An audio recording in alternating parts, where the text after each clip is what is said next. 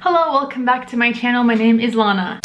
Today I will be doing the Accomplished Woman book tag. I was tagged by the lovely Emma over at the Overstuffed Shelf, and this tag was originally created by Connie Reed, the lovely Charlotte who's obsessed with Pride and Prejudice. As I'm not gonna say that we all are, because I'm sure not everyone is obsessed with Pride and Prejudice, but this tag is inspired by Pride and Prejudice, by that specific scene where Caroline Bingley and Mr. Darcy are talking to Elizabeth and are sort of listing all the things that would make a woman an accomplished woman. And I took so long to pick books for this tag that the sun is going down, so we'll be quick. Question number 1, music. Favorite literary musician. Can be a fictional character or a real person but appears in a fiction book. I'm going with Achilles from the Song of Achilles. Achilles plays the lyre. He's a very talented musician. The scene of him playing the lyre in Patroclus's Memories breaks me every time. Question number 2, singing poetry recommendation. I don't read poetry collections. I mean, I know of, several poems from different people, but I don't own any poetry collections. So I'm gonna go with something different. I'm gonna go with a book that I recently finished and loved. It's written in verse, so I hope this counts. It's Yevgeny Onegin by Pushkin. One in Russia reads in school, and I decided to reread it recently, and I did not expect to have so many emotions and to love this book as much as I did. Even my voice just left my body. Question number 3, drawing a beautiful cover. For this one, I'm gonna go with a book that I don't think I ever mentioned on this channel, but a book that I absolutely adored and I gave 5 stars to, The Gunners by Rebecca Kaufman. I don't know what is it about the cover, the minimalism of it, the colors that complement each other so well, but it's a beautiful cover, and that's what really caught my attention. And I picked up this book and I adored it. I would actually like to reread it because I wonder if I will feel the same way second time around. But here's what it's about. We follow Mikey, a 30-year-old who's suffering from the clouded vision of macular degeneration. He struggles to establish human connections. Even his emotional life is a blur. As the novel begins, he's reconnecting with the Gunners, his group of childhood friends, after one of their members has committed suicide. I remember being very emotionally impacted by this book. The thing that I loved most about this book was not necessarily the plot. I don't really remember the plot very well, but it's the characters, especially our main character. I could not stop thinking about him after finishing this book, and I really need to reread this book. Question number 4, dancing, a book with a lively plot. The first book that came to mind, of course, is The Seven Deaths of Evelyn Hardcastle. This book gave me a headache in the best way possible. You just don't have any time to relax. You're constantly trying to understand what's happening, where you are. In this book, we follow a main character who we don't really know who they are. Neither do they. They're stuck in this sort of time loop, but each morning they start off the day in a different body. And all of this takes place during a party at a country estate. And in the evening of this day, Evelyn Hardcastle is going to die. Someone will murder her, and our main character is supposed to uncover the killer. And so every single day he goes through the same day, but from a different perspective of a different guest at this party. And the whole time you're trying to hold on to all the information that you've learned from the previous day from a different perspective, and trying to remember that, oh, if it's like 11 a.m. right now and this person has to be here, you're trying to remember what all the other times where you were at 11 a.m. where everyone is, how everyone is moving. It's just, I mean, wow. Question number 5, modern languages, favorite translated fiction. Favorite translated fiction, I have to go with The Odyssey by Homer. This particular edition is actually in French, and the first time I ever read The Odyssey was with this book in French. So I feel like it's a double point somehow. Yes, I absolutely adore The Odyssey. I have not reread it in a long time and I need to do it, but probably not with this edition because my French is not as good anymore. Question number 6, Something in Her Air and Manner of Walking, a book with a strong atmosphere.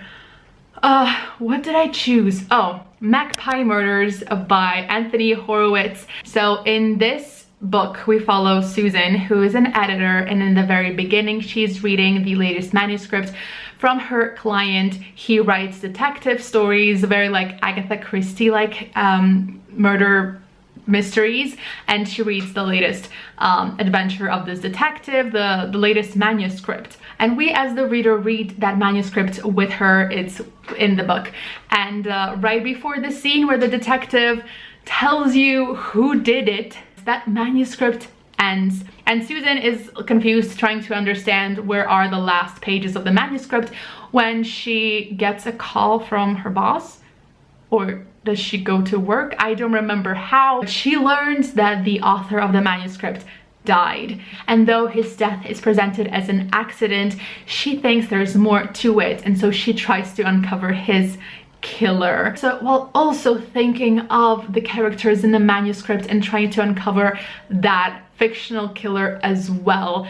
And so you get a story within a story, a murder mystery within a murder mystery, and the atmosphere overall is very much of a small village in a British countryside, kind of Agatha Christie-like. It's a little hard to explain, but in my head after reading this book, when I think of Magpie Murders, I have a very distinct imagery of the atmosphere of the book, and I really love that book and I recommend it. Question number 7, The Tone of Her Voice, Her Address and Expressions, a book with beautiful writing. I have to go with The 13th Tale by Diane Satterfield. When I just started reading this book, I was entranced by the writing. In the very first chapter, I was just like, oh, this is gonna be a great book. However, I wouldn't call this book overtly literary and flowery, and a book with beautiful writing when nothing really happens, but it's all described very beautifully. There's a lot of plot, there's a lot of atmosphere,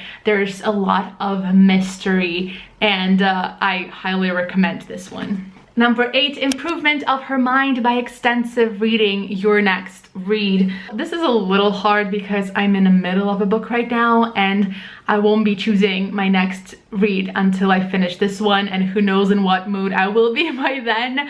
But just looking at my ebook library, I'm gonna say They Never Learn by Lane Fargo. I've heard incredible things about this thriller, which is set in a college, and yeah, I'm very excited about this one. And question number 9, would you be considered accomplished by Caroline Bingley and Mr. Darcy standards? I think so. Maybe not everyday Lana, definitely not everyday Lana, but in the right circumstances, I definitely can present this type of person.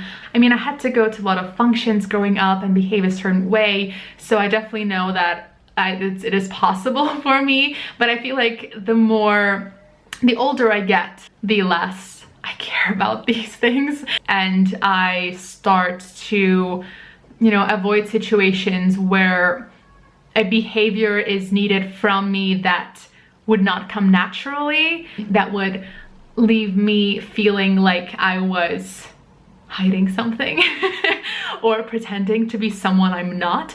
But let's go over these. Music, yes, I play piano and guitar. Singing, I am a singer. Drawing, I took a lot of art classes growing up.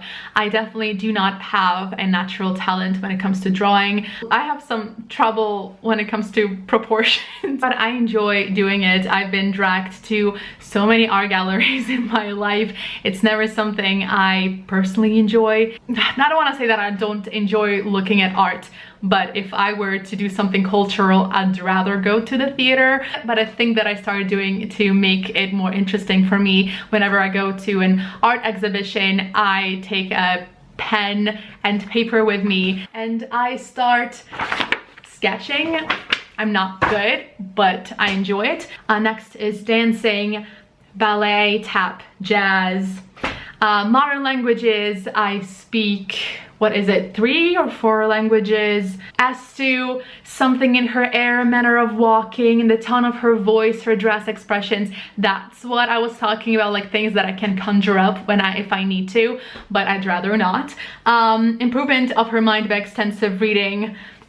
I like to read. So I think if I were stuck in a room with Caroline Bingley and Mr. Darcy, I definitely could fake my way into being perceived as an accomplished woman. Thank you, Emma, so much for tagging me. Thank you, Charlotte, for creating this tag. It's so much fun. I definitely recommend you do it as well. I'm not gonna tag anyone, but if this looks fun to you, please do it and let me know so I can go check out your video. Leave me a comment below. Let me know if you could be perceived as an accomplished woman by these two, or just leave me an emoji to let me know that you were here. Thank you so much for watching, and I will see you in my next video.